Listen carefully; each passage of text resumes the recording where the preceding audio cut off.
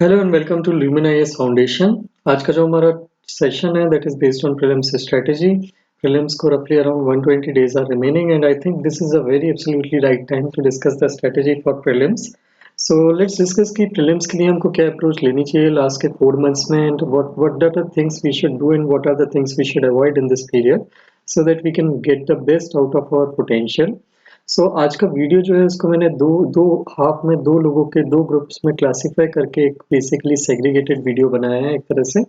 इसमें दो टाइप के लोग वो हैं, एक वो जिन्होंने अभी तक हमारा अपना कोर सब्जेक्ट जो है बेसिक सब्जेक्ट्स जो है वो कंप्लीट कर लिए हैं which are required for prelims, and दूसरे वो ग्रुप ऑफ पीपल हैं जिनके अभी तक बेसिक सब्जेक्ट्स कंप्लीट नहीं है या पार्शियली इनकम्प्लीट हैं या अभी टच भी नहीं कर रहे हैं। दूसरे वो ग्रुप है। बेसिकली इन दोनों ग्रुप्स के लिए एक थोड़ा सा डिफरेंशिएटेड स्ट्रेटेजी को एक थोड़ा सा देखने की कोशिश करेंगे कि how both of the type of people can approach the prelims which is upcoming in the May exam. Then let's start with the strategy session. सबसे पहले हम देख लेते हैं कि प्रीलिम्स के लिए कौन सी तीन चीजें हैं जिन पर हमको फोकस रखना है। The first is our core subject which everyone know, जो हमको पढ़ना है प्रीलिम्स के लिए specially specifically. Then the second portion relates to the test series कि हमको कौन से टेस्ट देना है, कौन से टेस्ट नहीं देना है, या कितने टेस्ट लगाना है, कब देना है, what should be the frequency of test. ये सारी चीजें भी हम थोड़ा सा डिस्कस करेंगे। And lastly the most important part that is the current affairs की करंट अफेयर्स से कैसे डील करना है। So these are the three pillars of prelims as we all know. सो हम तीनों एस्पेक्ट पे बात करते हैं कि कैसे हम इन तीन चीजों से डील कर सकते हैं in the last 4 months in order to clear the prelims. Core subject as you all know, वैसे तो आपको पता है but just for the sake of reminder, polity, economics में there will be basic economics that is micro and macro economics, and there is the Indian economics. Then there is the geography में हमको physical and world geography, and then there is Indian geography. ये दो चीजें cover करना है prelims के perspective से। Then environment, then art and culture, and history में the predominant are the ancient, medieval, and modern history. Modern history includes both the period from 1857 to 1947 and the post-independence history. So ये इतने core subject या basic subject है जिनमें से questions हमको static portion में जो कंसिडर किया जाता है, this is the static portion जहाँ से क्वेश्चन हमको आते हैं, the first portion, and second is the current affair जहाँ से क्वेश्चन आते हैं। सो let's discuss the strategy based on the amount of coverage of that syllabus you have done for the prelims. So as I said, मैंने दो group में लोगों को aspirants को डिवाइड किया है। तो type 1 is the aspirant are the group people who have completed, who are done with their static syllabus, that is their core subjects are complete. So आप लोगों के लिए एक बेसिक स्ट्रेटजी का पार्ट क्या है कि आपको रिवीजन करना है, बहुत अच्छा वाला detailed in depth revision 2 times करना है at least minimum. I am not talking about the last month. इसके पहले कि हम आगे बढ़े, मैं आपको बता दूं कि लास्ट के 120 days को हैं, आप जो भी हो, आप वेदर आप belong to the group of type 1 और आप belong to the group of type 2, आपके लिए स्ट्रेटेजी दोनों के लिए डिवाइडेड रहेगी 90 days प्लस 30 days। मतलब इनिशियल 90 days में आपकी अप्रोच कुछ और रहेगी, थोड़ा सा स्टेबल तरीके से चलने में आपका फोकस रहेगा डेली बेसिस पे। एंड द लास्ट 30 days हैं, they are the period of aggressive या एग्रेशन, जहाँ पे आपको फास्ट मूव करना है, स्विफ्टली आपको सारी चीज़ें कवर करना है, या जो भी आपने कवर किए हैं उनको रिवाइज करना है। सो ये दो चीज़ें, ये 120 days में 90-30 का डिवीजन आपको याद रखना है। सो फर्स्ट 90 days की अगर मैं बात करूँ टाइप 1 एस्पिरेंट्स के लिए, तो आपको मिनिमम 2 बार कोशिश करना है अच्छे से रिवीजन आप कर सकें। सिंस आपका कोर सब्जेक्ट कंप्लीट है, आपने सारे कंसेप्ट अच्छे से रीड कर लिए हैं, अंडरस्टूड कर लिए हैं। सो योर मेन फोकस या main task is to find out the weak areas या वीक सब्जेक्ट, सबसे पहले उनको स्ट्रॉन्ग करना या एटलीस्ट एवरेज लेवल पे लाना, और उसके साथ साथ जहाँ पे भी आप वीक पोर्शन फील करते हैं पर्टिकुलरली किसी सब्जेक्ट में, तो उन एरियाज को आइडेंटिफाई करके आपको उन चीज़ों को इम्प्रूव करना है। So what you need to do is कि you need to solve test up. अगर आप करके खुद से रीड करके समझ सकते हैं कि which are the portions which where you feel lack of things, where you feel deficient, so you are good to go. You just need to find, read it down, write them down, and revise it multiple times. And if you are unable to find for yourself in a timely manner, then the test and MCQs are the best way to find out. So you people will have to focus on test, taking maximum number of tests as much as you can. And अगर आप regular daily test नहीं ले रहे हैं तो at least there should be daily some amount of MCQs which you should be solving, so in order to find out कि कौन से एरियाज आपके वीक हैं या किन एरियाज में आप मिसिंग हैं। रही बात करंट अफेयर की, तो करंट अफेयर आप में से दो टाइप के लोग हो सकते हैं, जो already monthly affairs current affairs magazine read कर चुके हैं या करते हैं, और वो जिन्होंने अभी तक करंट अफेयर की मैगजीन नहीं रीड की है। सिर्फ न्यूज़पेपर को रेगुलरली फॉलो करते हैं वो। So one thing I need to remind you, अगर आप न्यूज़पेपर को साल भर से रेगुलरली फॉलो कर रहे हैं और रीड कर रहे हैं, then rest assured at least 50% of questions, at least minimum 50%, अगर आपने सिंसियरली न्यूज़पेपर साल भर कवर किया है तो at least 50% of questions of current affairs related to it you will be able to solve them. Definitely I'm telling you, based on my experience of 6 years of prelims, जिनमें current affair was my most strong part. So current affair के question मेरे से इसलिए हमेशा maximum बन जाते थे 50 to 60%, because I used to read newspaper definitely, मतलब daily sincerely I used to cover. So apart from it, but हमारा फोकस ये भी है कि हम जो रेस्ट ऑफ 50% है उसमें से भी अपना स्कोर मैक्सिमाइज कर पाए करंट अफेयर के क्वेश्चन में। तो इसके लिए you can go with three things. Either you can go for monthly magazine, अगर आपने अभी तक नहीं पढ़ी है तो आप उसको पढ़ सकते हैं, दिस इज रिकमेंडेड। अभी अभी आप यू हैव इतना टाइम कि you can go with monthly magazine if you want to and if you can. Then there is second option, if you want to go to monthly magazine, then you can go for PT 365 vision, जो normally आता है मई के month में। With the PT 365 में ये recommend नहीं करता until unless last month और आपने कुछ भी ना पढ़ा हो करंट अफेयर में। रीजन इज क्योंकि लास्ट टाइम पे लास्ट मंथ में इतना सारा करंट अफेयर पढ़ना एंड उसको रिटेन करना, वो हमारे स्टैटिक के रिवीजन से एक तो इंटरफेयर करता है, दूसरा it becomes very hectic to cover, and तीसरा उसका जो रिटेंशन होता है बहुत ही लो होता है, मतलब आप याद रख पाए उसका, क्योंकि आप मिनिमम एक बार या दो बार रिवाइज नहीं कर पाए तो then it is not much useful for you. So last time पे अगर आप उसका रिवीजन नहीं कर पाते हैं, आपने एक बार रीड कर भी लिया है, तो what happens is you start to panic, और पैनिक में आप अपना कॉन्फिडेंस और सेल्फ बिलीफ यूज करने लगते हो, एंड उस केस में आप अपनी जो चीजें बनती हैं उनको भी बिगाड़ने लगते हो। सो PT 365 you can go with it, there is no harm in going on it as long as you can balance it out। अगर आप अपनी चीजें टाइम पे मैनेज कर सकते हैं, you have the confidence, you will be able to, you won't be panicking, you will be able to do it properly, you have done the newspaper sincerely in the whole year, then you can go over with PT 365 also। Otherwise I will give you, as I'm giving you a timeline schedule कि जिसमें आप monthly magazine को भी comfortably अभी cover कर सकते हैं और उसको दो बार रिवाइज करने की कैपेसिटी रख सकते हैं। So this is the second way, and the third way is MCQ compilation। there are some website and institutes जो आजकल साल भर में जितने भी MCQs हुए हैं, जितने भी रोज करंट अफेयर के कुछ MCQs जो है वो क्विज के नाम पे डालते हैं, एंड उनका yearly compilation and monthly compilation they provided on their website. तो अगर आप क्वेश्चन के थ्रू ज़्यादा याद रख पाते हैं चीज़ों को, तो MCQ कंपाइलेशन सॉल्व करके भी आप चीज़ों को याद रख सकते हैं, करंट अफेयर का पूरा रिविजन कर सकते हैं, एंड उनके सॉल्यूशंस में पॉइंट्स को हाईलाइट करके आप उन्हीं पॉइंट्स को हाईलाइट करके रिवाइज कर सकते हैं। This is also a very good strategy, particularly given that monthly magazine को पढ़ना और PT 365 को पढ़ना काफ़ी बोरिंग होता है, तो यू कभी कभी इट गेट्स वेरी बोरिंग और इट गेट्स वेरी मोनोटोनस। सो उस केस में you can go with this strategy कि आप MCQ के जो कंपाइलेशन है करंट अफेयर के उनको सॉल्व करें। इससे आपकी एक प्रीलिम्स अप्रोच भी डेवलप हो जाएगी करंट अफेयर के क्वेश्चन को सॉल्व करने में, प्लस आपकी रिटेंशन कैपेसिटी भी बढ़ जाएगी, और आप जो उनके सॉल्यूशन में हाईलाइट करेंगे उसको आप रिवाइज कर सकते हैं। So this was the basic things. These are the things which is expected to be done from aspirants belonging to type 1 group। आपके लिए टाइमलाइन जो मैंने शेड्यूल करी है वो टाइमलाइन कुछ इस तरह की होती है। Again the first thing that I would like to say is this timeline is not a one, कहना चाहिए कि one size fits all approach, मतलब ये सबके ऊपर यूनिवर्सली अप्लाई नहीं होती है, ये मोर और लेस वर्क करती है, आप उसको अपनी नीड के अकॉर्डिंग, क्योंकि हर पर्सन, हर इंडिविजुअल अपने आप में डिफरेंट होता है, उसकी रीडिंग स्पीड, उसकी रिटेंशन कैपेबिलिटी, उसकी रीडिंग की हैबिट्स, सब कुछ टोटली डिफर करती हैं, उसका बैकग्राउंड नॉलेज, उसका प्रीवियस एक्सपीरियंस, उसकी कोर सब्जेक्ट की understanding, that differs from every single person, and that is why इसमें थोड़ा बहुत मॉडिफिकेशन हर कोई अपने हिसाब से कर सकता है। This is just a template for you to help things organise, this is nothing more than that. तो आप अपनी चीजें इस टेम्पलेट के ऊपर एवेल्युएट करके अपने हिसाब से इस टाइमलाइन को मॉडिफाई कर सकते हैं, so that you will be able to schedule and target या प्लान थिंग्स अकॉर्डिंगली। सो फरवरी के मंथ से स्टार्ट करते हैं। आपके लिए मैंने 3 पार्ट में डिवाइड की है स्ट्रेटेजी, जो टाइमलाइन है, जिन्होंने कोर सब्जेक्ट को ऑलरेडी कंप्लीट कर दिया है। The first month is the month of February, उसके बाद March and April will be the second phase, and the last phase is the last 30 days. ये February March April will cover over 90 days, and मैंने जैसा कि आपको बोला था 120 की 30 डेज, ये 28 डेज में बोल देता हूँ, बिकॉज मई में 20th को आपका एग्जाम है, तो 27 days you will be getting only. So last के 27 days the strategy will be totally different, जिसके लिए हम बाद में एक वीडियो बना लेंगे और उसके बाद हम उस पर एक डिस्कस कर देंगे when the last month will be remaining. So फरवरी के मंथ में what you need to do is कि आपको सबसे पहले तो जो बजट और इकोनॉमिक सर्वे आने वाला है इसको टाइम देना है, इसको थोड़ा सा अच्छे से पढ़ना है, बिकॉज इसमें प्रीलिम्स एंड मेंस से रिलेटेड या रिलेवेंट पॉइंट्स दोनों आपके कवर हो जाते हैं।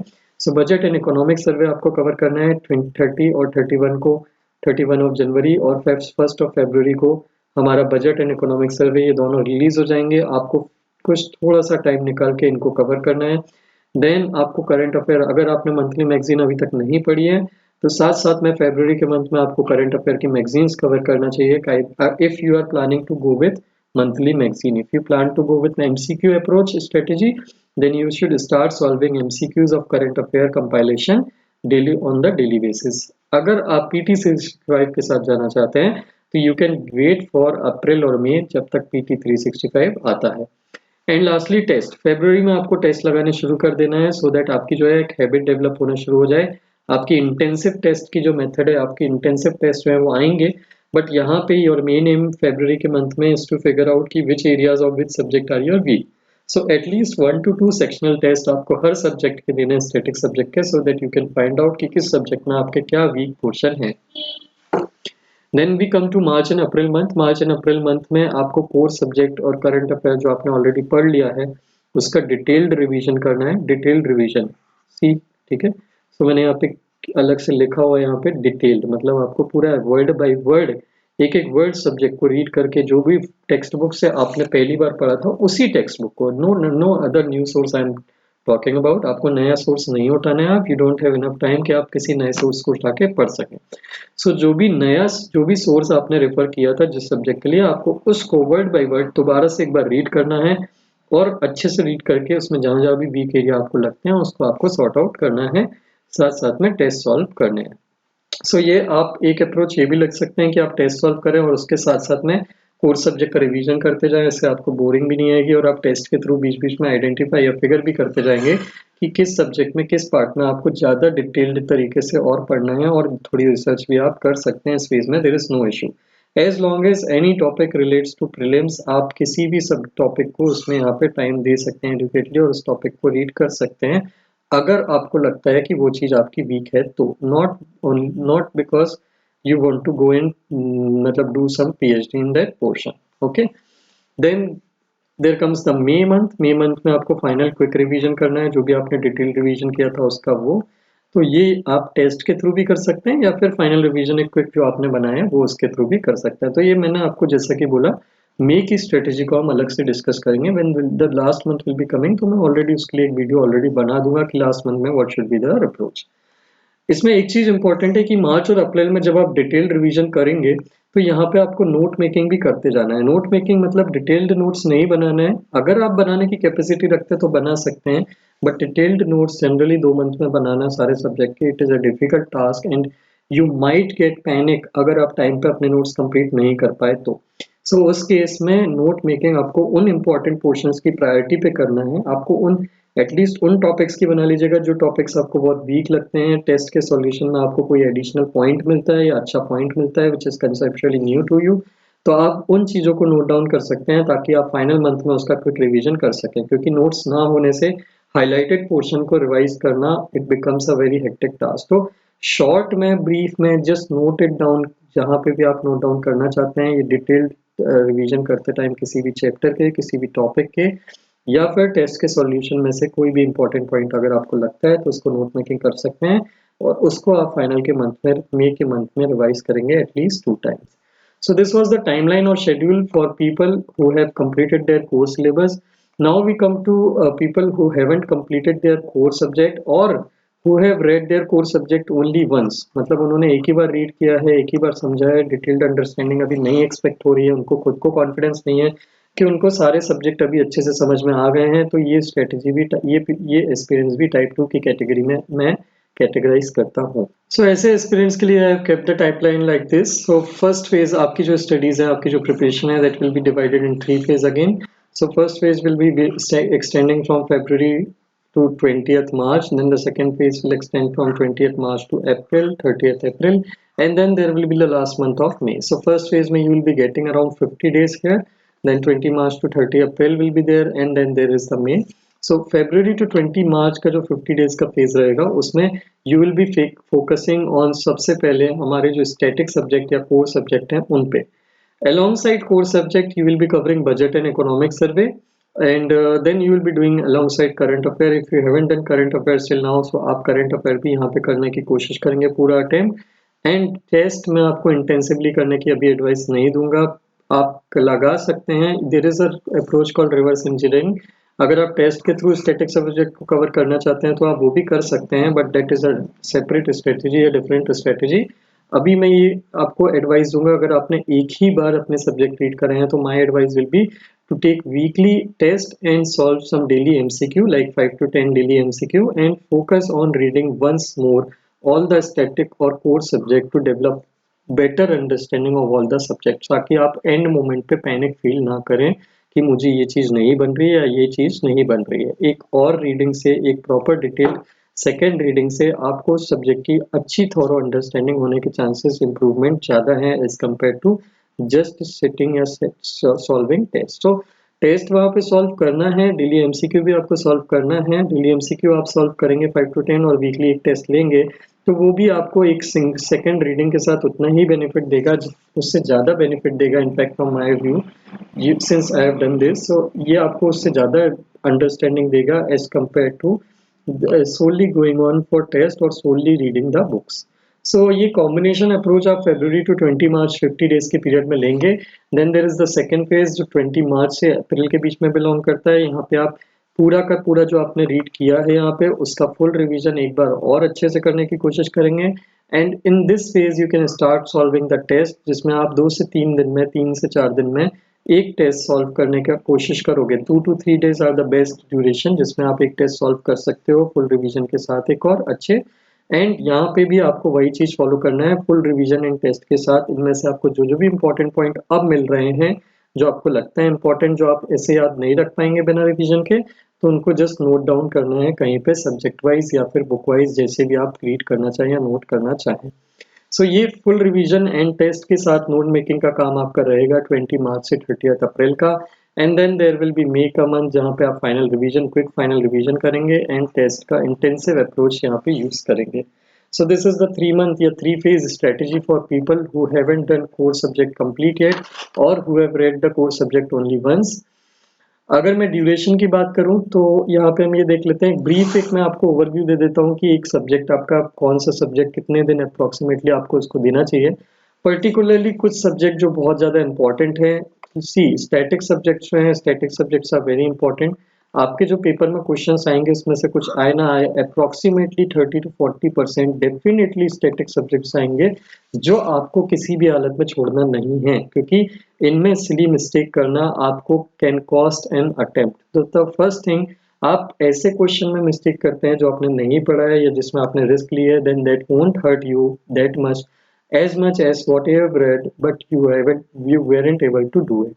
सो स्टैटिक सब्जेक्ट में जो 40 to 50% क्वेश्चन आएंगे उसमें आपकी accuracy it should be at least 90% at all cost. And 90 भी नहीं, मैं आपको 95% सजेस्ट करूंगा, क्योंकि स्टैटिस से जो भी क्वेश्चंस आते हैं उनमें से हार्डली एक या दो क्वेश्चन है जो बहुत ही टफ आता है या फिर बहुत ही कंट्रोवर्शियल एंगल से आता है, जिनमें आप कंफ्यूज होने के डेफिनेटली चांस रखते हो या फिर डेफिनेटली आप उसके बारे में नहीं जानते होगे. बट 95% क्वेश्चन ऐसे ही आते हैं जिनमें आप थोड़ा सा लॉजिक, कंसेप्ट या फिर अपनी मेमोरी पावर का यूज करोगे तो you will be able to solve it. So static subject 40% जो हैं इसके क्वेश्चंस आपको किसी भी हालत में सही करना है. एंड इनमें से भी स्टैटिक पोर्शन में से भी कुछ सब्जेक्ट हैं जिनसे क्वेश्चन डेफिनेटली आते हैं, जिनमें आता है polity, then second is economics, then जो एनवायरनमेंट जहाँ से ज़्यादा क्वेश्चन आते हैं, एंड हिस्ट्री. तो environment is one such subject जिसमें से भले ही फिर भी करंट अफेयर से क्वेश्चन आते हैं काफ़ी, और इकोनॉमिक्स से भी, बट इकोनॉमिक्स में जो क्वेश्चन आते हैं करंट अफेयर के, they are still based on static syllabus या स्टैटिक कंसेप्चुअल अंडरस्टैंडिंग. एंड इसके अलावा लास्टली आता है साइंस एंड टेक, जिसमें से मोस्टली क्वेश्चन जो हैं करंट अफेयर्स से आते हैं. सो वहाँ पे वो आपको करंट अफेयर्स में मंथली मैगजीन या फिर PT 365 जो भी आप फॉलो करते हैं या फिर जो भी क्विज आप फॉलो करते हैं उनमें से ही आपको क्वेश्चन बन जाएंगे, provided they come from domain जिसमें से यूपीएससी आपको परेशान ना करना चाहती हो। अगर वो 3 से 4 साल पुराने किसी नोबल बेस्ड क्वेश्चन पे क्वेश्चन पूछना चाहती है, नोबल प्राइज बेस्ड क्वेश्चन पे, तो देन देयर इज इशू, जो चीज़ मंथली मैगजीन या पीटी 365 में कवर नहीं होती, तो उन क्वेश्चंस के लिए आप कुछ नहीं कर सकते। There is one thing you need to remember is there will be five और 6 क्वेश्चंस डेफिनेटली जो जो बेसिकली हम नहीं कर पाते अप्रोच, क्योंकि वो या तो ऐसे डोमेन से हैं जो हम छूट गया है पढ़ना, या ऐसे डोमेन से जिसके बारे में हमने कभी सुना ही नहीं है, एंड ये आपके साथ नहीं सबके साथ होगा। So your main aim should be always to 90 to 95 questions जिनका आपको आइडिया है, उनमें से मैक्सिमम एक्यूरेसी अचीव करना। This is your sole motto to clear prelims. So polity की अगर बात करें तो मैंने जैसा कि बताया, टाइप 1 पीपल को फेज 1 में 60 डेज मैंने आपका शेड्यूल दिया था। टाइप 2 एस्पिरेंट्स जो हैं टाइप 2 कैटेगरी में, उनको 45 डेज या 50 डेज अप्रोक्सीमेटली मिलते हैं, starting from 1st of February to 20th of March।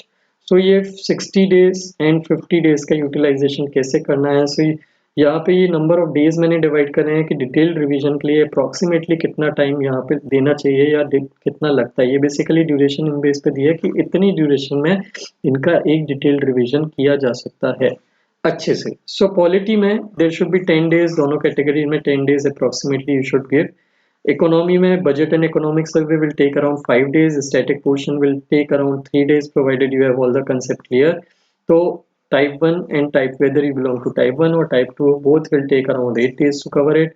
Then geography में physical geography will take a revision time of around 3 days and Indian geography will take a time of around 2 days, so total 5 days will go for geography. Then environment में it will take around 5 days for both kind of people, and not including the current affair of environment. अगर आप current affair भी यहाँ पे cover कर लेते हैं environment का मंथली मैगजीन ओपन करके, देन एनवायरनमेंट का static and current affair can be covered in 5 days।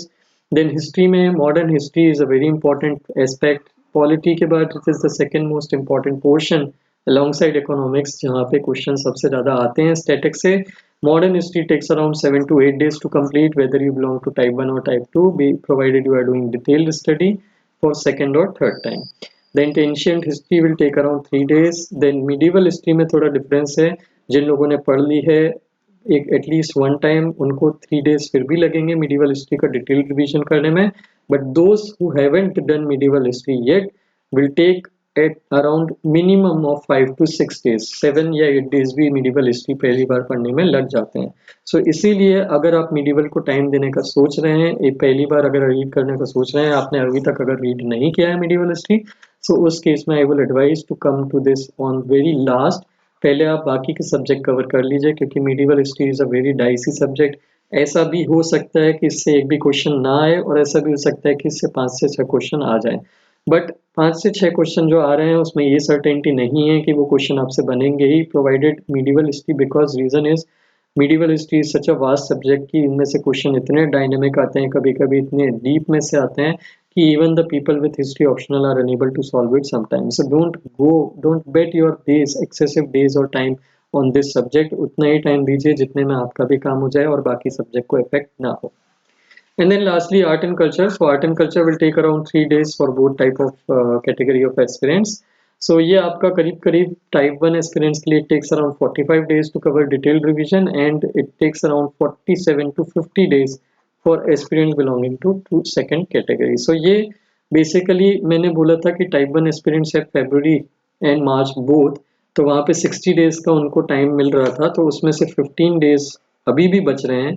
And type 2 aspirants के लिए they don't have much reserve time, they have around 3 to 4 days only they are getting. So ये मैं reserve day में count करता हूँ, ये reserve day रखिएगा, because you don't know when you will be needing any time.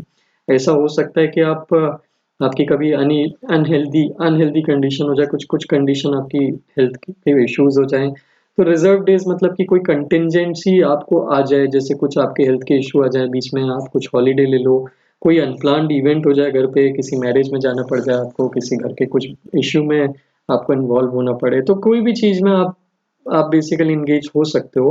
तो ये reserve day मैंने वहाँ पे रखे हैं कि ये रिजर्व डे अगर आपके वहाँ पे यूज भी हो जाए तो भी आप you have still sufficient time like 45 to 50 days to cover the syllabus and revision of syllabus in detail.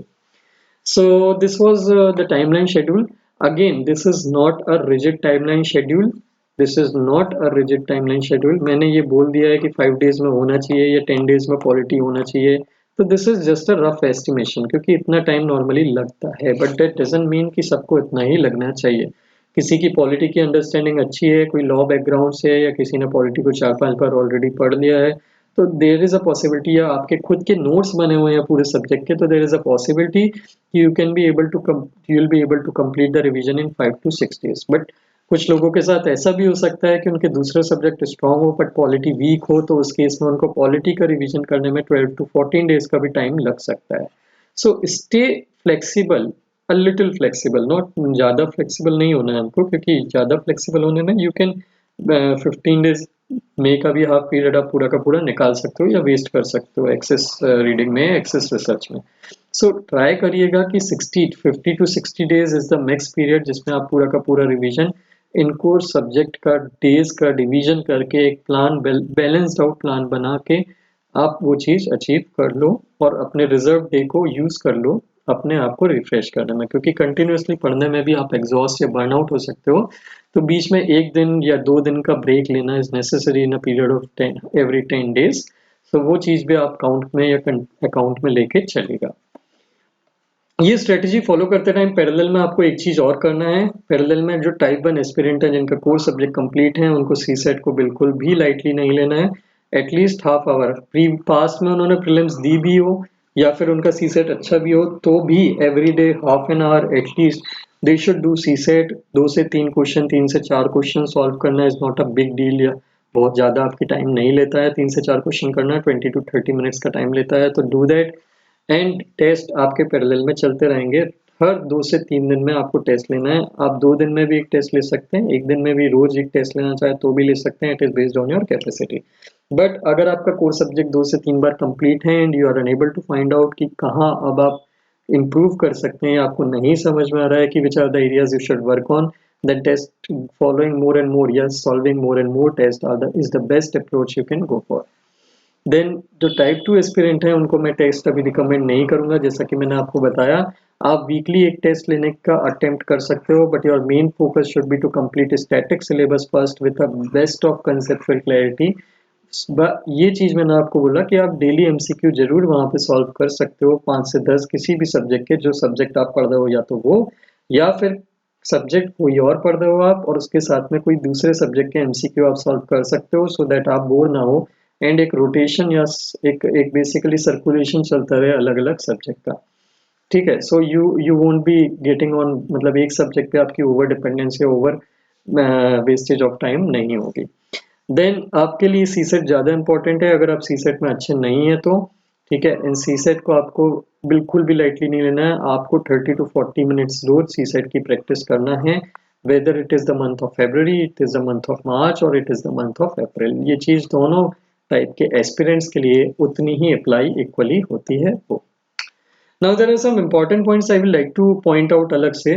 पहला, आपके लिए पीरियड में मतलब आपको कंटिन्यूसली पढ़ते नहीं रहना है. आपको फिक्स्ड डेट रखनी है. कुछ फरवरी का मंथ स्टार्ट होने के पहले आपको कुछ फिक्स्ड डेट ऑलरेडी फिक्स कर लेनी है, पहले से ही फिक्स कर लेनी है, like 7th of the February, 15th of the February, 25th of the February, 10th of the March. ऐसे जो जो भी इंटरवल आपको सुटेबल लगता है उस इंटरवल में आपको कुछ डेट्स फिक्स करके रखनी है कि इस डेट को यू विल रिव्यू कि आपको कितना टारगेट अचीव करना था और कितना टारगेट आपने अचीव किया है. इससे आपको ये चीज़ पता चल जाएगी कि अगर आप बहुत फास्ट चल रहे हैं तो आर यू गोइंग राइट और नॉट, और अगर आप काफ़ी स्लो चल रहे हैं तो कैसे आप अपने आप को फास्ट कर सकते हैं या क्या करना चाहिए आपको जिससे आप अपने टाइमली मैनर में अप्रैल के एंड तक अपने टारगेट्स अचीव कर पाएँ. ये चीज़ आपको पता चल जाए, मतलब आपको अपने तीनों फेजेस के टारगेट, फेज 1, फेज 2, फेज 3 के टारगेट अचीव हो रहे हैं कि नहीं, ये चीज़ टाइमली रिव्यू करते रहना है.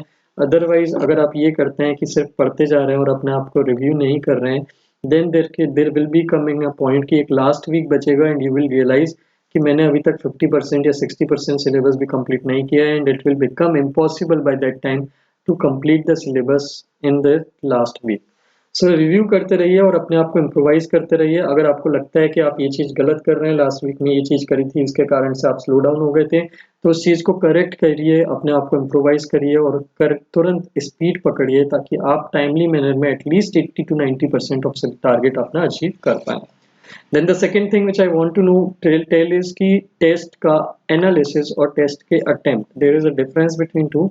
आपको सिर्फ टेस्ट अटेम्प्ट नहीं करना है, what is more important is test का एनालिसिस। आप एक टेस्ट देते हैं लेकिन उसका बहुत अच्छे से एनालिसिस करते हैं, that is much much much better than solving 3 test and not doing its analysis properly. आप 3 टेस्ट लगाते हैं, उसका अच्छे से एनालिसिस नहीं करते हैं, आप सिर्फ आंसर देख लेते हैं कि क्या सही किया क्या गलत किया, देन दैट इज वेरी मतलब that is not the right approach to do. अगर आप एक टेस्ट का एनालिसिस करते हैं और एक टेस्ट सॉल्व करते हैं, उसका डीपली एनालिसिस करते हैं 2 से 3 दिन बैठ के कि आपने क्या गलती करी, क्यों गलती करी, इस गलती को कैसे अवॉइड कर सकते हैं, इस गलती में क्या सब्जेक्ट में कोई वीकनेस है आपकी उस गलती के थ्रू, ये सारी चीज़ें अगर आप एनालाइज करते हैं तो basically you will be able to perform better in the real exam than as compared to just attempting the test. The third thing is about newspaper. आपको डेली न्यूज़पेपर रीड करते रहना है। अगर आप कोई न्यूज़ वीडियो फॉलो करते हैं YouTube पे, न्यूज़पेपर रीड नहीं करते हैं, तो वो भी आप कंटिन्यू कर सकते हैं और फॉलो करना, because it is a very rich source of information. ये इसमें से जो चीज़ आप पढ़ रहे हैं वो बेसिकली कहीं ना कहीं आपको प्रीलिम्स में डेफिनेटली यूज आएगी और मेंस में तो आएगी ही आएगी। तो मतलब प्रीलिम्स खत्म होगा तो एकदम से आप पैनिक नहीं करेंगे। लास्ट के मंथ में या लास्ट के 20 डेज जो है प्रीलिम्स के, 20 to 25 डेज में, तब आप जरूर न्यूज़पेपर को थोड़ा रिलैक्सेशन दे सकते हैं कि ठीक है मैं न्यूज़पेपर अभी थोड़ा सा ब्रेक ले लेता हूँ। But even in those 20 days just keep on skimming the news. मतलब पेपर जो आता है उसमें से एटलीस्ट हेडलाइंस कवर कर लीजिए करिए, सो that you don't feel missing out on newspaper. मतलब आपको एक गिल्ट फील ना हो या डिप्रेस फील ना हो। साथ साथ आप एकदम से जब प्रीलिम्स खत्म हो और मेंस मोड में आए तो आप एकदम से जीरो पे ना पहुंच जाए। सो न्यूज़पेपर पे न्यूज़ स्किम बस कर लीजिएगा, it will hardly take your 10 to 15 minutes lunch करने के बाद या डिनर करने के बाद, just skim through the news. And lastly sleep.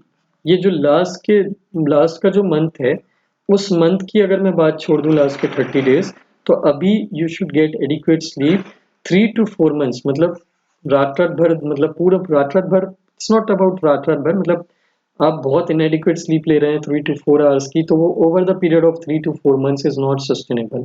आप रात में पढ़ना चाहते हैं रात में पढ़िए, दिन में पढ़ना चाहते हैं दिन में पढ़िए, there is no issue in that. रात को 4 बजे तक भी पढ़ना चाहते हैं, there is no issue in that. But जब भी आप सोएं तो एडिक्वेटली सोएं, मतलब एक बार में एटलीस्ट 7 आवर्स की स्लीप लें for the next 2 to 3 months, तभी आप सस्टेनेबली एग्जाम में परफॉर्म कर पाएंगे। Otherwise there will be difficulties you will be facing related to your health and retention and memory also.